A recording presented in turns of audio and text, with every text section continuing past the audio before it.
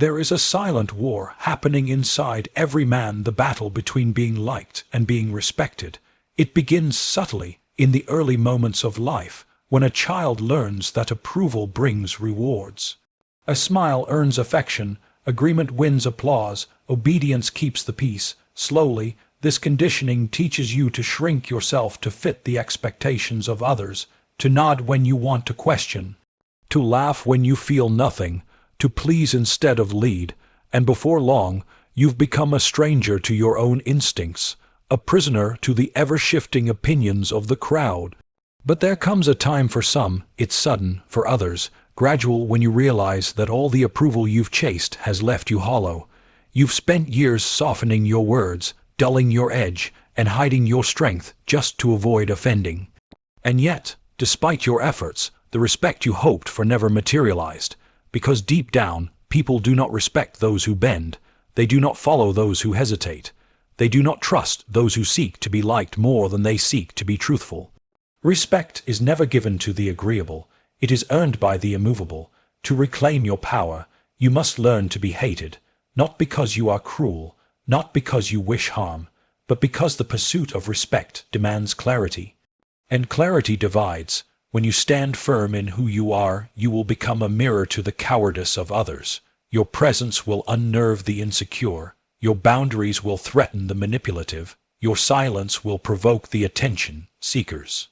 And in their discomfort, they will call you arrogant, cold, or difficult. Let them, because in truth, they fear what they cannot control, and a man who does not need to be liked cannot be controlled. Respect begins where compromise ends, not compromise with others, but compromise with your core. Every time you silence your instincts to keep the peace, you abandon a piece of yourself. Every time you bite your tongue in fear of judgment, you trade authenticity for illusion. And that illusion becomes a mask, one you wear for so long that you forget the face beneath it. The world sees the version of you that you've constructed, polite, agreeable, malleable, but never the man who watches from within, exhausted by pretense, desperate to be real. The tragedy is not in being misunderstood, but in never being known. You must be willing to disappoint, not carelessly, but deliberately. You must look another in the eyes and say, "This is who I am," knowing full well it may cost you their affection. That is the price of freedom. That is the toll for sovereignty. When you stop fearing rejection, you become untouchable, because now you are no longer governed by the reactions of others. Your compass shifts inward. You speak not to please, but to express. You act not to gain approval, but to align with principle. And that shift, that internal anchoring, is what commands respect without a word. You don't earn respect by demanding it. You earn it by embodying it. It's not in your voice, but in your silence, not in your anger, but in your calm, not in your threats, but in your restraint. Power doesn't need to posture. It doesn't need to be loud. It speaks in presence, in how you enter a room, how you stand, how you leave. It lives in the eyes, in the way you observe more than you speak. The man who is anchored in himself does not chase attention. He doesn't need to. His stillness is louder than most men's noise. If you want to be respected, be unpredictable, not in action, but in intent. Let no one know your next move. Let them guess what you're thinking. Let them wonder where you stand, because once they can read you, they will try to shape you. Predictability invites manipulation, but mystery is protection. A man who reveals too much invites invasion. Guard your inner world, not from paranoia, but from wisdom. Keep people guessing. Keep your silence sacred. Let your energy speak louder than your words ever could. Being respected is not about domination, but self-possession. It is not about towering over others, but refusing to kneel to unworthy demands. It is not about fear, but about certainty. You don't need to shout your worth, you need only to know it. And that knowing will radiate through everything you do. In how you walk, in how you listen, in how you refuse to chase. Chasing is the currency of the desperate. Let others run after approval while you remain still, watching, because the man who does not run is the one they cannot ignore. You'll begin to notice the shift. At first, they will question your distance. They will call you aloof, uncaring, maybe even arrogant. let them, that's the language of the dependent, but then, something changes. They start listening more when you speak, they sit up straighter when you enter, they hesitate before interrupting you, not because you demand it, but because you've earned it. Your restraint becomes your roar. Your discipline becomes your dominance.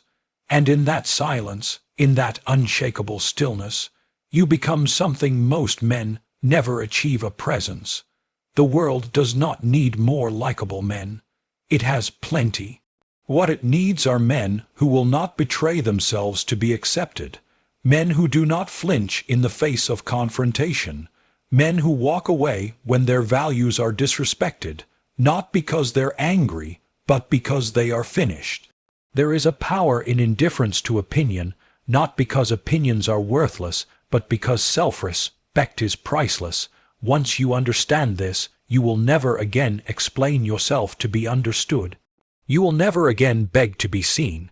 You will move with the calm certainty of a man who knows he is enough, even in silence. So become that man, the one who does not seek applause, the one who does not adapt to be tolerated, the one who speaks when necessary and disappears when not. Become the man who is feared not for his violence, but for his peace, the man who can destroy, but chooses not to, the one whose words are rare, but precise, the one who is respected, not because he asks for it, but because he has become it.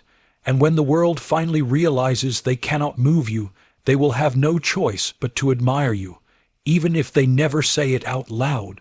Because in the end, the man who needs no one's approval commands everyone's respect. But you must understand something deeper. Respect is not granted for your silence unless your silence holds weight. It must come from a place of internal gravity, not timidity. You cannot disappear and expect the world to honor your absence if you were invisible while you were present. You must move with such conviction, with such calm certainty, that even your stillness is loud. This is the difference between the forgotten and the feared. The difference between a man who disappears and is never mentioned again, and a man whose silence breeds speculation, tension, discomfort. Power is felt when nothing is said, yet everything shifts. That only happens when your presence carried authority in the first place. So many chase admiration, but admiration is fickle. One moment you're their favorite, the next you're disposable, but respect, that's something altogether different. Respect doesn't come from being liked. It comes from being undeniable. It comes from self-control, from discipline, from holding yourself to a higher standard when no one is watching. It comes from being the one who doesn't fold, who doesn't beg, who doesn't perform. You can admire a man's charm and still betray him, but you will hesitate before crossing a man you respect, even if you hate him. Respect is rooted in fear, not in fondness. It is tied to how unpredictable you are, how calm you stay when chaos erupts, how untouchable you remain when others get emotional. And the most powerful form of unpredictability is calm. The man who stays calm is the most dangerous man in the room because he's not reacting, he's calculating. While others are yelling, he's watching. While they panic, he remains still, and that silence, it's loud. It unsettles them because they don't know what you're thinking, they don't know what you're capable of. Emotional men are transparent. You can read them from across the room. They make threats, they raise their voices, they wear their insecurity like perfume. But the calm man, he gives nothing away. His power is invisible until it strikes. He doesn't need to show it. He is it. You have to train yourself to detach emotionally from outcomes. That's one of the hardest things a man will ever learn. How to stop caring about things that don't serve him. How to walk away without bitterness. How to lose with grace and win without arrogance. Because in detachment, you gain perspective. You see the game clearly. You stop identifying with temporary pain and start focusing on permanent positioning. You stop reacting and start maneuvering. You stop being led by emotions and start leading with strategy. Detachment doesn't mean apathy. It means control. It means you choose where your energy goes. You don't chase closure. You don't argue with fools. And you don't waste words on people who never deserved your voice. A man who needs to be understood is a man who is still seeking validation, but a man who doesn't need to explain himself, who can let people misunderstand him and still sleep well at night. That's strength. Because understanding is not owed, your worth isn't based on how well you can argue it. You're not here to convince the blind to see. Let them think what they want. Let them whisper, project, invent. You don't need to correct their version of you. That's a distraction. Your time, your energy, your focus. It's too valuable to be wasted on defending yourself to people who secretly hope to see you fall. Let your results be louder than your responses. Let your absence speak more than your presence ever did. Most people lose because they get emotional at the wrong time. They take things personally. They internalize insults. They react to disrespect instead of observing it. You don't need to react to be powerful. Sometimes the most lethal move is no move at all. Let them think they've won. Let them lower their guard. Let them believe you're no threat. That's when you strike, not emotionally but surgically, not to prove a point but to maintain your position. And when you do move, it should never be out of impulse. It should be cold, precise, final. That's how power works. Quiet, clean, unapologetic. People will test you. That's the nature of the world. Weak men test boundaries. They look for emotional openings. They provoke, they bait, they manipulate. But if you're the type who stays composed, who doesn't bite, who doesn't even blink, you disarm them, you frustrate them, you expose how little power they truly have, because their whole game is built on pulling you into their chaos. And when you refuse, when you remain unshaken, they're forced to confront their own instability. That's when you win, not by engaging, but by refusing to descend. You must make peace with solitude. Power grows in silence. In isolation, in boredom, that's where you sharpen your edge. That's where you develop self-reliance. That's where you confront your weaknesses and destroy them, one by one. Most men are terrified of being alone because when the noise stops, they hear their own mind, and it betrays them. But if you can face that silence, if you can endure that mental war and come out stronger, then you become a weapon. A man who doesn't need anyone is a man no one can control, and that's rare, that's feared. The world doesn't reward noise, it rewards results. It doesn't matter how much you post, how much you say, how many quotes you memorize. If your life doesn't reflect discipline, restraint, and direction, it's all an act. Men who speak the loudest are usually covering the most insecurity, but the man who can walk away from attention, who can choose invisibility and still remain sharp, that man is becoming something dangerous. He's not trying to prove anything, he's building, silently, strategically. That's the kind of man people don't see coming, and that's the kind of man who reshapes the entire field. You don't need everyone to like you. You need people to respect you, and respect often looks like distance. It means people think twice before speaking to you a certain way. It means your name holds weight, even when you're not in the room. It means people remember how you handled yourself, not emotionally, not explosively, but deliberately, with poise, with control, with restraint. That's what leaves an impression, not charisma, not popularity, but presence. The presence of a man who doesn't need to be the center of attention, because he already commands it just by existing. The minute you start reacting to everything, you give your power away. You tell the world that you are easy to manipulate, that a few words can shake you, that validation controls you. You become a puppet for other people's projections. But when you stop reacting, when you let silence speak, you become something else entirely.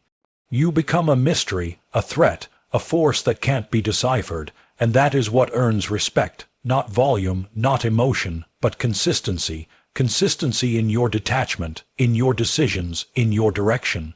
Most men want power, but they don't want the solitude that comes with it. They want to be leaders, but they still crave comfort. You can't have both. Power is lonely, it isolates you, it demands sacrifice. While others are indulging, you're sharpening. While they chase dopamine, you chase discipline. While they seek praise, you build in silence, and that's the difference. One path leads to noise, the other leads to legacy. Choose wisely. Powerful men don't explain themselves, they don't announce their moves, they don't justify their decisions, they act quietly, confidently, and when people question them, they don't flinch. Because they're not looking for approval, they've already approved of themselves, and that's what makes them untouchable. They don't need to be understood. They just need to remain consistent. And that consistency, over time, builds a presence so solid, so undeniable, that even their enemies have no choice but to respect them. You must be willing to be misunderstood. You must be willing to be alone. You must be willing to walk away from comfort, from noise, from the applause of the crowd. Because that crowd will turn on you the moment you stop performing. But your silence, your detachment, your focus, those are eternal. They build something deeper than popularity. They build presence. And presence, real presence, is the most powerful thing a man can possess.